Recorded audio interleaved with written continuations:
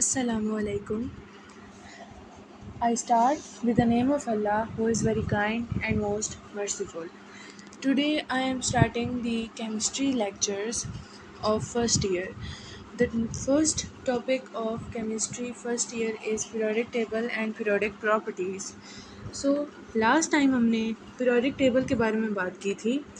हमने periodic table के कुछ फीचर्स डिस्कस किए थे लास्ट लेक्चर में. आज हम उन्हीं फीचर्स में से ब्लॉक्स को डिस्कस करेंगे. Blocks of periodic table. अब ये ब्लॉक्स में एलिमेंट्स को किस तरह से डिवाइड किया जाता है.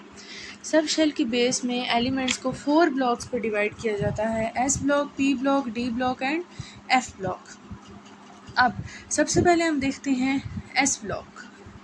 इसमें हमारे पास जो हाईलाइटेड एरिया येलो कलर में है ये है हमारे पास एस ब्लॉक, और इनके अंदर जितने एलिमेंट्स लिखे गए हैं ये सारे हैं हमारे पास एस ब्लॉक एलिमेंट्स. ग्रुप 1 यानी अल्कली और अल्कलाइन अर्थ मेटल्स यानी, और ग्रुप 2 ये सारे हमारे पास एस ब्लॉक एलिमेंट्स आ जाते हैं. और इनको एस ब्लॉक इसलिए कहा जाता है क्योंकि इनके जो लास्ट इलेक्ट्रॉन होता है वो एस सब शेल में होता है, इस वजह से इसको एस ब्लॉक एलिमेंट कहते हैं. और उनके अलावा ग्रुप 18 का फर्स्ट एलिमेंट हीलियम, ये भी हमारे पास एस ब्लॉक का एलिमेंट है. फॉर एग्ज़ाम्पल अगर हम इसमें सोडियम 11 की बात करें तो उसकी इलेक्ट्रॉनिक कन्फिग्रेशन अगर हम डिस्कस करते हैं तो वो होती है 1s2, 2s2, 2p6 और 3s1. 3s1 मैंने बोला 3s1 तो मतलब इसका last electron S sub shell में आया है, इस वजह से इसे कहा गया है एस ब्लॉक एलिमेंट. इसके बाद हम डिस्कस करते हैं पी ब्लॉक एलिमेंट्स को. P block elements group 13 to 18 जो होते हैं वो हमारे पास पी ब्लॉक एलिमेंट्स होते हैं एक्सेप्ट हीलियम, बिकॉज इनका जो लास्ट इलेक्ट्रॉन यानी वैलेंस और आउटर मोस्ट इलेक्ट्रॉन होता है ये हमारे पास पी सब शेल में एग्जिस्ट करता है, इस वजह से इनको पी ब्लॉक एलिमेंट्स कहते हैं. फॉर एग्जांपल हम क्लोरीन की बात करते हैं तो क्लोरीन में की इलेक्ट्रॉनिक कन्फिग्रेशन अगर हम देखें तो इसका जो लास्ट इलेक्ट्रॉनिक कन्फिग्रेशन होता है इसका अगर हम लास्ट देखें सब शेल तो वो 3p5 होता है, मतलब पी में आ रही है इसलिए इसको कहते हैं. इसके बाद हम डिस्कस करते हैं D block elements. D block elements हमारे पास ट्रांजिशन एलिमेंट्स होते हैं. Group 3 to 12 are called the D block elements. इनके अंदर 4 सीरीज़ होती हैं एलिमेंट्स की, और इनके वैलेंस इलेक्ट्रॉन्स जो होते हैं वो डी सब शेल में प्रेजेंट होते हैं. इसमें अगर हम आयरन विद एटॉमिक नंबर 26 की बात करें तो उसका जो लास्ट इलेक्ट्रॉन होता है वो 3d6 में आता है, तो मतलब इसके अंदर हमारे पास डी ब्लॉक की बात की जा रही है. डी सब शेल हमारे पास में उसके अंदर इलेक्ट्रॉन होने की वजह से ये हमारे पास डी ब्लॉक एलिमेंट कहलाता है. Fe26 मीन आयरन हमारे पास डी ब्लॉक में एग्जिस्ट करता है.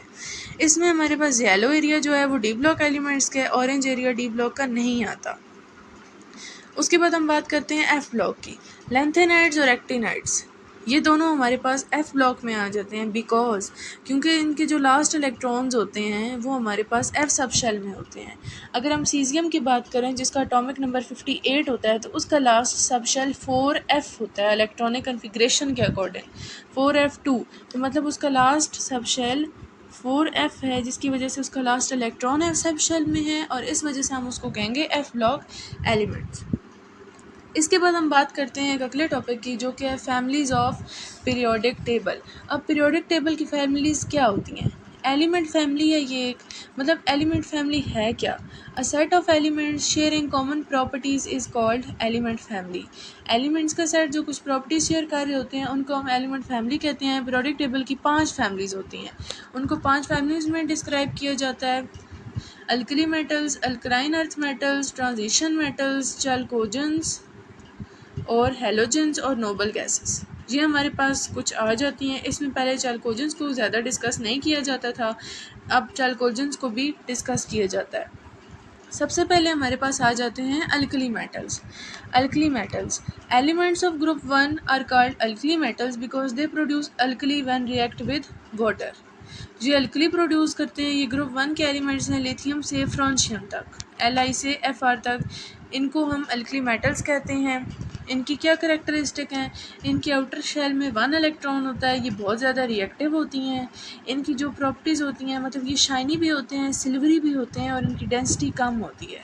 और उनके मेंबर्स के नाम दे दिए गए हैं lithium, sodium, potassium, rubidium, caesium और फ्रेंशियम। इसके अलावा इनकी मेल्टिंग और आयनाइजेशन एनर्जीज भी कम होती हैं, ये ज़्यादा रिएक्टिव होते हैं, और ये एस ब्लॉक एलिमेंट्स होते हैं। इसके बाद हमारे पास आ जाते हैं alkaline earth metals. Group 2 elements are called alkaline earth metals because they are found under the earth and form alkalis. ये जब रिएक्ट करते हैं तो अल्कलीज ही बनाते हैं और ज़मीन के नीचे पाए जाते हैं। इनके अंदर हमारे पास बेरिलियम से लेके रेडियम तक एलिमेंट्स आ जाते हैं। BE, MG, CA, SR, BA और RA। ये बहुत ज़्यादा shiny, reactive, soft, alkali metal से कम होते हैं, रिएक्ट करते हैं और ये मिनरल्स बनाते हैं। अब अगर हम इनकी बात करें, इनकी प्रॉपर्टीज़ या करैक्टरिस्टिक की, इनके वैलेंस शेल में 2 इलेक्ट्रॉन्स होते हैं और ये डाईवैलेंट होते हैं। ये मेटालिक सॉलिड्स बनाते हैं और हार्डर होते हैं, ये आसानी से ऑक्सीडाइज हो जाते हैं। उसके अलावा ये भी एस ब्लॉक एलिमेंट्स होते हैं। ये हमारे पास इसकी कुछ करैक्टरिस्टिक्स हैं, मतलब और भी हम केमिकल प्रॉपर्टीज़ के हवाले से अगर इसकी बात करें तो एयर और वाटर के साथ रिएक्ट करते हैं, हाइड्रोजन के साथ और हेलोजेंस के साथ रिएक्ट भी करते हैं, और नाइट्रोजन और एसिड्स के साथ भी रिएक्ट करते हैं। इसके बाद हम बात करते हैं ट्रांजिशन मेटल्स या ट्रांजिशन एलिमेंट्स की। ग्रुप 3 to 12 है ट्रांजिशन एलिमेंट्स। ये सबसे बड़ी फैमिली बनाते हैं पीरियोडिक टेबल के अंदर। इसकी जो प्रॉपर्टीज़ होती हैं हमारे पास, वो इनकी ज़्यादा कंडक्टिविटी होती है, ये इलेक्ट्रिसिटी कंडक्ट करते हैं, इनकी डेंसिटी, मेल्टिंग और बॉइलिंग पॉइंट्स हाई होते हैं, ये कैटलिस्ट्स भी होते हैं और कुछ ऑक्सीडेशन स्टेट्स शो करते हैं, और ये कलर्ड फॉर्म में कंपाउंड्स होते हैं। इसके अलावा ये डी ब्लॉक में होते हैं, इनके valence electrons D sub shell में होते हैं। इसके अलावा यहाँ पे भी इनकी कुछ एक्स्ट्रा प्रॉपर्टीज़ का जिक्र किया जा रहा है, जैसे कि इनके अंदर कुछ मैग्नेटिक प्रॉपर्टीज़ होती हैं। ये कुछ काफ़ी सारे कंपाउंड्स की सीरीज़ बना देते हैं, जिनको हम मेटल कम्प्लेक्सेस या कोऑर्डिनेशन कंपाउंड्स का नाम देते हैं। इसके बाद हमारे पास आ जाते हैं चैल्कोजेंस ऑफ द पीरियोडिक टेबल। ये जो चैल्कोजेंस होते हैं, ये ग्रुप 16 के ना एलिमेंट्स को कहा जाता है, और ग्रुप 16 को हम ऑक्सीजन फैमिली भी कहते हैं। हमने 9th ग्रेड के लेवल में पढ़ा था nitrogen family, halogens family, oxygen family, carbon family, boron family, इस फॉर्म में। तो हम इसको क्या कहते हैं? ऑक्सीजन फैमिली या चैल्कोजेंस। ऑक्सीजन से लेके लिवरमोरियम तक इसके अंदर एलिमेंट्स आ जाते हैं। ये ग्रुप 16 के एलिमेंट्स होते हैं, क्योंकि उनको चैल्कोजेंस इस वजह से कहा जाता है क्योंकि ज़्यादातर जो होते हैं वो कॉपर के ओर्स होते हैं और ऑक्साइड्स होते हैं सल्फ़र और या सल्फाइड्स के। ये ग्रीक चैल्कोज होते हैं। इसमें हमारे पास काफ़ी सारे एलिमेंट्स आ जाते हैं। इसमें जो ऑक्सीजन और सल्फ़र होते हैं वो हमारे पास नॉन मेटल्स होते हैं, लेकिन सेलेनियम और टेलीरियम ये मेटलाइड्स होते हैं, और पोलोरियम एक मेटल है। इसके बाद हम बात करते हैं हेलोजेंस की। हेलोजेंस में हमारे पास 6 एलिमेंट्स आते हैं, और ये जो एक सिंथेटिक एलिमेंट टेनेसाइन लास्ट पे दिया गया है, ये एक मतलब इस बारे में इसका एक शुबा किया जाता है कि ये भी 17th ग्रुप का एलिमेंट है। वैसे फ्लोरीन, क्लोरीन, ब्रोमीन, आयोडीन और एस्टेटाइन ही है। एलिमेंट्स ऑफ ग्रुप 17 को हेलोजेंस कहा जाता है। हेलोजेंस का मतलब होता है साल्ट फार्मर, मतलब ये है कि जब ये एलिमेंट्स किसी के साथ रिएक्ट करते हैं तो सॉल्ट ज़रूर बनाते हैं। ये अल्कलीज के साथ रिएक्ट करके साल्ट बनाते हैं और साथ वाटर भी बनाते हैं। उसके अलावा ये स्टेबल हैलाइड साल्ट्स बना देते हैं। इनके अंदर हमारे पास ये हाईली रिएक्टिव होते हैं और इलेक्ट्रॉन अफिनिटीज़ भी इनकी ज़्यादा होती हैं। ये नॉन मेटल्स होते हैं, और ये एक इलेक्ट्रॉन को अपने वैलेंस शेल को कंप्लीट करने के लिए आसानी से एक्सेप्ट कर लेते हैं।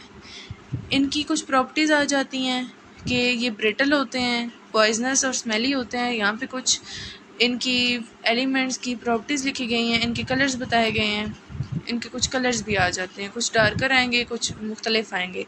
Fluorine is pale yellow, chlorine is green yellow, bromine is red brown और iodine is blue black. These are the general properties of halogens.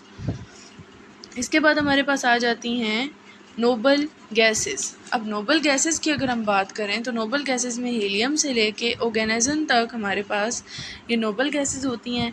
ये ग्रुप 18 के एलिमेंट्स होते हैं। इनको इनर्ट गैसेस या ज़ीरो ग्रुप एलिमेंट्स भी कहा जाता है, क्योंकि ये एक तो ये है कि ये बिल्कुल एक्सट्रीम राइट पे होते हैं पीरियोडिक टेबल के।